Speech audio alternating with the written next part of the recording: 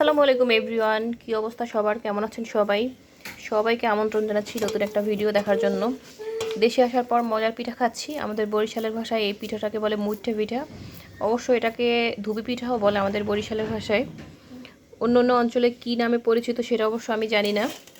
এই যে এখানে আসার পরে সামিসোনার কাকি বানাচ্ছে পিঠা, আর আমরা এই আজকে মজার পিঠাগুলো খাবো। আর এই পিঠাটা আমার কাছে অসম্ভব ভালো লাগার একটা পিঠা। এটা হলো মুইঠা পিঠা। এটা হলো গিয়ে চালের গুঁড়া আর হলো গিয়ে নারকেল আর হলো গিয়ে গুড় আর লবণ দিয়ে মাখাইয়ে তারপর এটাকে সিদ্ধ করতে হয় ভাপে।